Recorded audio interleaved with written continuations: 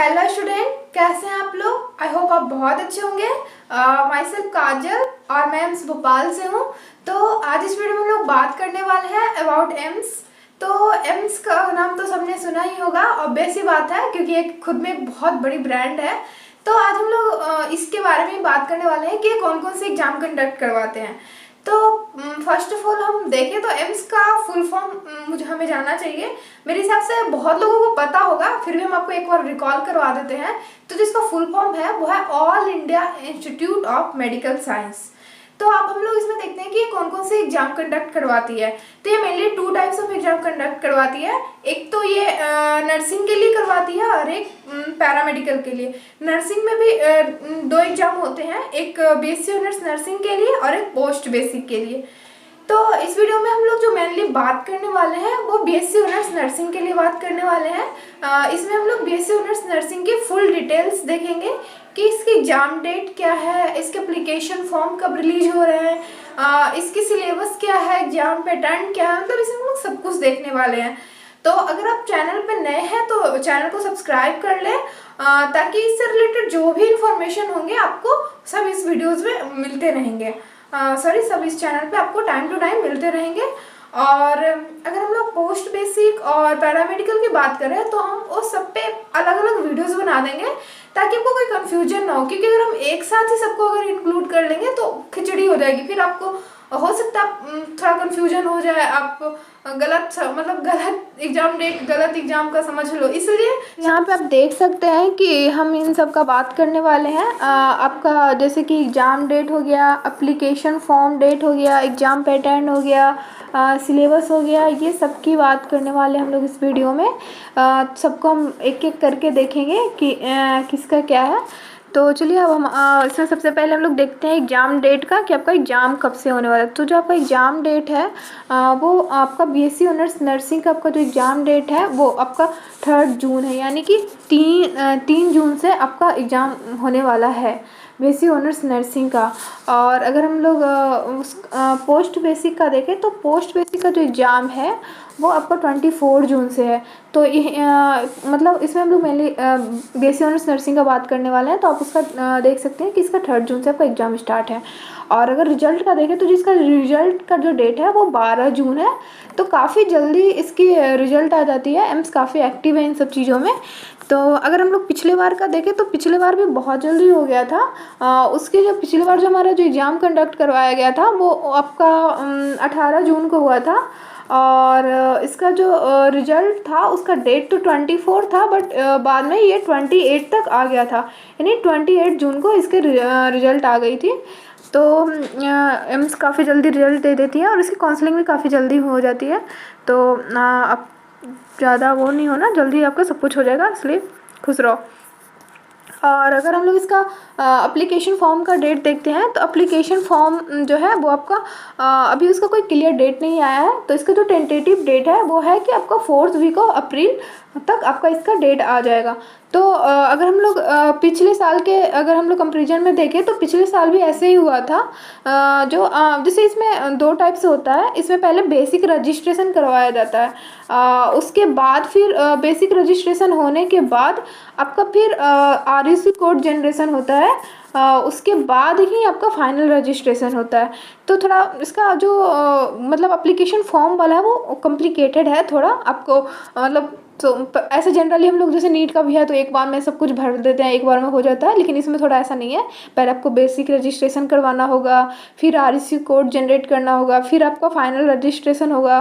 तो अगर हम लोग 2022 का देखें तो जो 2022 में इसकी जो बेसिक रजिस्ट्रेशन की डेट स्टार्ट हुई थी वो आपका 24 अप्रैल को हुई थी। और मतलब जो इसका लास्ट डेट था वो 14 मई को था। उसके बाद जो आरयूसी कोड जनरेशन का था वो आपका 5 मई से स्टार्ट हुआ था और उसका लास्ट जो था वो 27 मई को चला था। और जो फाइनल रजिस्ट्रेशन का डेट था वो भी आपका 27 था, लेकिन शायद बाद में इसको एक्सटेंड कर दिया गया था। इसको 2 या 3 ऐसे कर दिया गया था, आई थिंक 2 या 3 जून तक इसको एक्सटेंड कर दिया गया था। तो इसलिए इस सब जब आप फॉर्म भरो तो इसको ध्यान में रखना। इसमें 2 टाइप से होता है। उसके बाद हम लोग आगे देखते हैं। तो आगे इसका हम लोग एग्जाम पैटर्न की बात करने वाले हैं।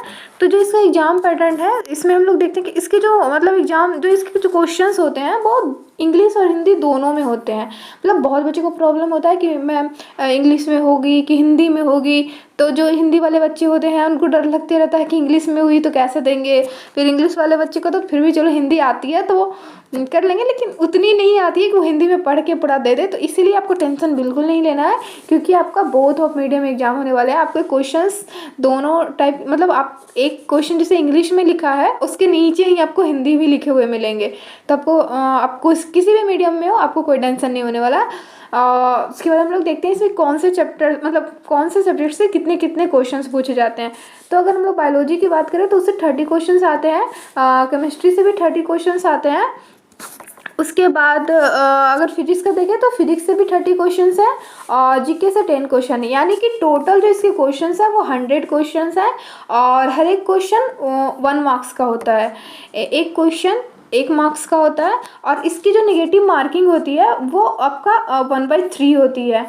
यानी कि आपका अगर एक क्वेश्चन गलत होता है तो आपका 1/3 जो होगा उसका मतलब 1/3 मार्क्स आपके उससे कट लिए जाएंगे। तो इसीलिए थोड़ा बहुत अच्छे से देखना। अगर आपको कोई कन्फ्यूजन हो तो आप नहीं भरना, क्योंकि इसका नेगेटिव मार्किंग जो है थोड़ा ज़्यादा है। नीट में तो फिर भी 1/4 था, इसकी तो 1/3 है। तो थोड़ा ध्यान से क्वेश्चन सॉल्व करना।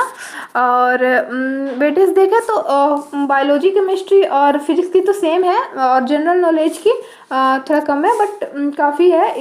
और ये जो क्वेश्चन आते हैं बहुत इजी रहते हैं। जनरली जो करंट अफेयर्स होते हैं ना उससे आते हैं, जो रिसेंटली क्या चल रहा है। तो इसके लिए आपको टेंशन नहीं लेना। आप ये 3 बहुत अच्छे से अगर प्रिपेयर कर लोगे ना आप सेलेक्टेड हो। इसे बस ये 3 पे आप फोकस ज़्यादा करना है कि ये तीनों में आप कितने क्वेश्चंस कर पाते हो। और ऐसे भी अगर आप जीके का ना भी करो ना फिर भी सोचो अगर आप ये 3 कर दो ना, अगर आपका कितना भी मतलब कितना भी कम मार्क्स आता है, अगर आपका 80 भी हो जाता है ना तो भी आपको टॉप कॉलेजेस मिलने वाले हैं। तो इसलिए आपको टेंशन नहीं लेना, बस यही 3 पे आपको ज़्यादा फोकस करना है। तो आपको हमने आई थिंक आपको सब क्लियर कर दिया है। तो इसमें आप जीके का भी बिल्कुल मत सोचना। लास्ट में अगर आपके पास टाइम बचे ना आप जीके का जो करंट अफेयर है वो पढ़ लेना, लेकिन अभी आप इस पे टाइम वेस्ट बिल्कुल ना करें। अभी हम आपको यही सजेस्ट करेंगे कि आप अभी फ़िलहाल आपको फिजिक्स केमिस्ट्री और बायोलॉजी ये तीनों पे पूरा फुल्ली फोकस करना चाहिए। लास्ट में हम इस पे क्वेश्चंस बनाएंगे, आपको टेस्ट सीरीज देंगे, उसमें आपका ये कवर हो जाएगा। इसका टेंशन आप बिल्कुल मत लो, बस आप ये तीनों का सोचो। उसके बाद हम लोग बात करते हैं तो सिलेबस का देखते हैं। तो सिलेबस आपका कुछ खास नहीं है, जो आपने 11-12 में पढ़े हैं सेम वही है। पूरा 11-12 का जो भी पढ़े हो बोर्ड के लिए बस वही है, उसको अच्छे से आप पढ़ डालो और कुछ नहीं है। और फुल जो क्वेश्चंस आते हैं ना वो फुल एनसीईआरटी बेस्ड ही होते हैं, एनसीईआरटी से बाहर कुछ भी नहीं होता है। तो बस आप एनसीईआरटी अच्छे से पढ़ लो ना, आपके सारे क्वेश्चन ऐसे सॉल्व हो जाएंगे। और 1-2 क्वेश्चन थोड़ा एक्स्ट्रा आ गया तो कोई बात नहीं है, उतना तो चलता है। तो आपका मेनली जो मैक्सिमम क्वेश्चन यानी 95% जो क्वेश्चन है वो आपका एनसीईआरटी से ही रहता है। तो बस आप एनसीईआरटी अच्छे से पढ़ लो, एक एक चीज़ आपको उसका जुबान पे होनी चाहिए, अच्छे से याद होनी चाहिए। और उसके बाद अगर आप उससे भी नहीं होता तो अभी आपको आर के एजुकेशन टीम के द्वारा आपको टेस्ट सीरीज प्रोवाइड करवाया जाएगा। उससे तो आपके मेरे हिसाब से सब कुछ कवर हो जाएंगे। और फिर उसके बाद आपको नोट्स भी दिए जाएंगे, आप नोट्स से पढ़ लेना। फिर आपका कुछ नहीं, तो इससे पढ़ लोगे फिर आपको कुछ एक्स्ट्रा करने की ज़रूरत नहीं है। बस आप एनसीईआरटी पढ़ लेना और जो टेस्ट हमारे द्वारा जाएंगे उसको पूरा अच्छे से करना और जो भी नोट्स मिलेंगे आप उसको कवर कर लेना। फिर इसके अलावा आपको कुछ नहीं करने हैं। इससे आपका फाइनली सिलेक्शन पूरा तय है, आपका सिलेक्शन होगा ही। इतना करने के बाद आपका सिलेक्शन फिक्स है, तो आपको टेंशन नहीं लेना है। और अगर हम आपको और बोले तो देखो, अगर आप नीट की प्रिपरेशन कर रहे हो और अगर आपको उसमें सिलेक्शन नहीं हो रहा है, क्योंकि नीट में 18 लाख बच्चे फॉर्म भरते हैं और सीट लिमिटेड है, तो अभी सी बात है सबकी तो सिलेक्शन नहीं होने वाली है। तो आप अगर आप उधर आपका नहीं हो रहा तो उसके बाद आपका ये बहुत बेस्ट ऑप्शन है। आप यहाँ पे मतलब इसका एग्ज़ाम देकर आप यहाँ पे एडमिशन ले सकते हो और बहुत कम फ़ी में आप पूरा 4 ईयर का कोर्स कर सकते हो। उसके बाद फिर यहाँ पे जो आपके 4 साल के बाद आपके जॉब लगेंगे तो काफ़ी हाई सैलरी है, आपको पता होगा आई थिंक। कि एक यूनिवर्सिटी का एग्ज़ाम होती है, उसके बाद नर्सिंग ऑफिसर्स बनते हैं। उनकी जो स्टार्टिंग सैलरी है वो 80,000 उनकी स्टार्टिंग होती है। तो ये काफ़ी अच्छी सैलरी होती है और लड़कियों के लिए तो बहुत बहुत बेस्ट ऑप्शंस है।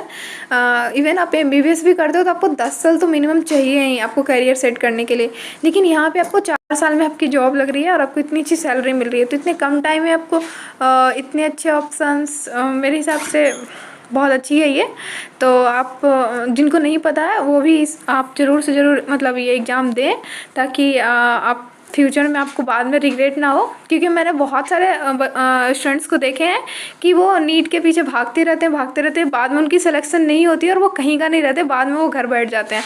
तो उससे अच्छा है कि आप ये इधर दे लो, इधर ये एग्ज़ाम दो, इसमें ट्राई करो। अगर इसमें आपका हो जाता है तो फिर और इससे अच्छा और क्या हो सकता है। क्योंकि यहाँ पे आपको जॉब सिक्योरिटी भी काफ़ी हाई है और इतनी अच्छी सैलरी मिल रही है, तो और क्या चाहिए लाइफ में लड़कियों। और ये जनरली लड़कियों के लिए ये कोर्स है, क्योंकि ये एम्स जो है वो सिर्फ गर्ल्स के लिए ये एग्ज़ाम लेती है। इसमें बॉयज़ नहीं दे सकते हैं। बॉयज़ के लिए पैरामेडिकल है, मतलब पैरामेडिकल में गर्ल्स और बॉयज़ दोनों फॉर्म भर सकते हैं, बट ये सिर्फ गर्ल्स के लिए। तो गर्ल्स के लिए बहुत बेस्ट ऑप्शन है।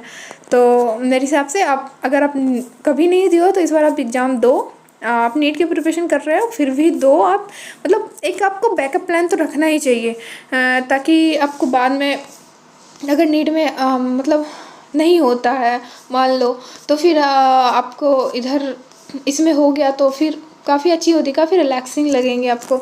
इसलिए आप इस बार इसका फॉर्म भरें, एग्ज़ाम दें। और जो भी इससे रिलेटेड आपका डाउट्स हो तो आप हमसे पूछ लेना कमेंट बॉक्स में। और okay, thank you, have a nice day. और चैनल को सब्सक्राइब कर लेना, ताकि इससे रिलेटेड जो भी इन्फॉर्मेशन होगा सब आपको इस चैनल पे मिलते रहेंगे। और वीडियोस को लाइक भी कर देना अगर अच्छा लगे तो। Okay, bye.